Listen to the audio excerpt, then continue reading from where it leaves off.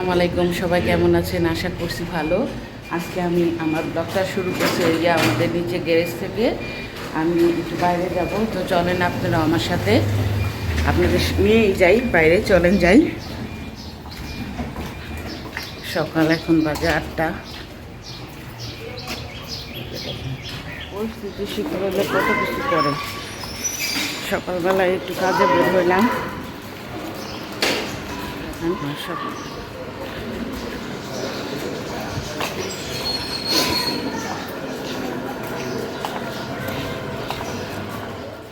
আসসালামু আলাইকুম, সবাই কেমন আছেন? আশা করছি অনেক ভালো আছেন। এই যে দেখেন, এখন থেকে ভাবছি স্বামীর কাজে আমিও হেল্প করব। সকালে বের হয়েছিলাম, আমাদের সিলিন্ডার গ্যাসের ব্যবসা কার্ড আমি সব বাসায় দিয়ে আসলাম। আর আমাদের পুরো বিল্ডিংয়ে তো সিলিন্ডার, সেখানেও পুরো স্টিকার লাগাই দিয়ে আসলাম। আর পুরো ফ্ল্যাটে নক করে দিয়ে আসলাম।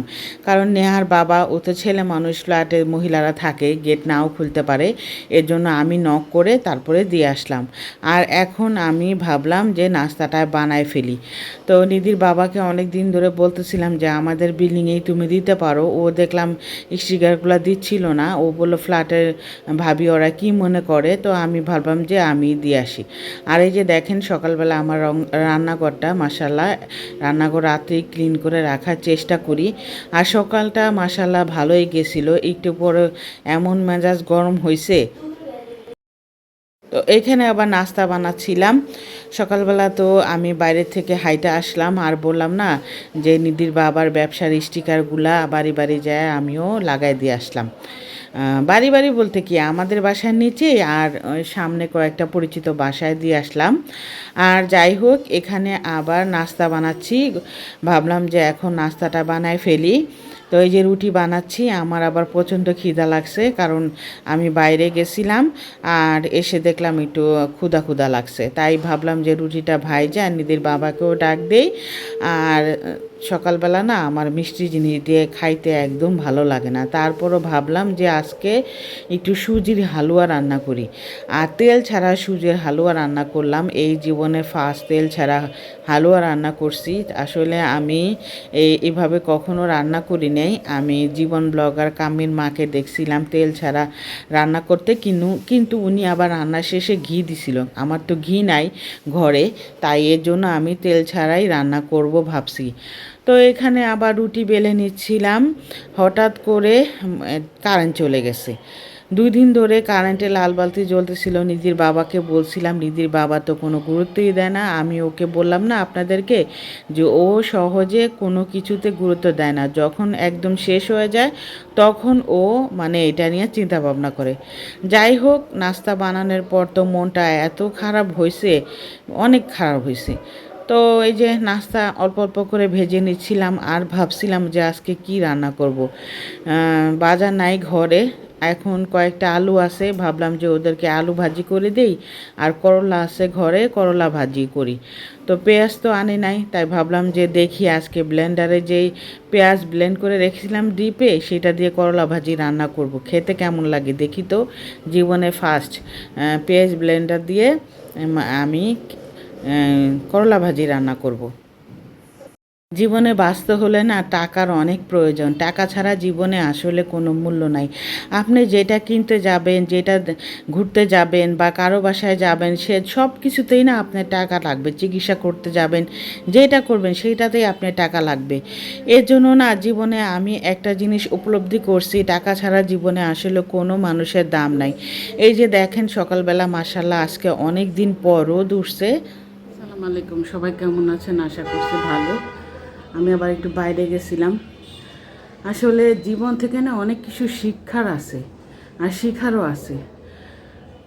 এই যে দেখেন, আমার ঘরে কারেন্ট নাই, কারেন্ট শেষ হয়ে গেছে, কারেন্টের টাকা শেষ।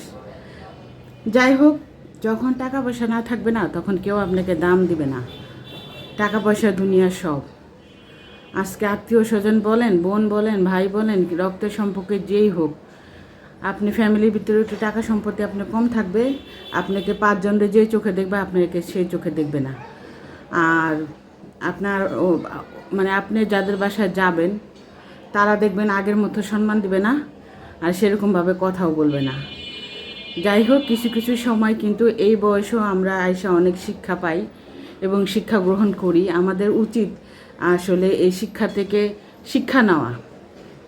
আমরা অনেক সময় ভুলে যাই যে না, আমরা আমাদের সাথে এরকম করছে ওরকম করছে, কিন্তু আসলে আমি মনে করি না ভুলে এটা যদি মনে রেখে জীবনে কিছু করতে পারা যায় তাইলে জীবনে আগায় যাওয়া সম্ভব। আর না হইলে কিন্তু এইভাবেই চলা লাগে। তো জীবনে চলার পথে আল্লাহ পাক অনেক সময় অনেক পরিস্থিতির শিকার হয়ে আল্লাহ পাক আমাদের অনেক মানুষরে চেনায়।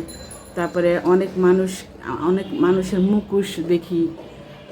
তো আজকে তেমনই দেখছি। তো জীবন থেকে অনেক, আর কি বলবো, কিছু বলার নাই, মানে অনেক বড় একটা শিক্ষা পাইলাম। তো যাই হোক, অনেক কথা বললাম। আপনারা কেমন আছেন? আশা করছি ভালো আছেন। আমরা আলহামদুলিল্লাহ ভালো আছি। আল্লাহ পাক বলছে যে যেখানে থাকো সেই অবস্থায় শুকরিয়া আদায় করো। তা আমিও শুকরিয়া আদায় করি।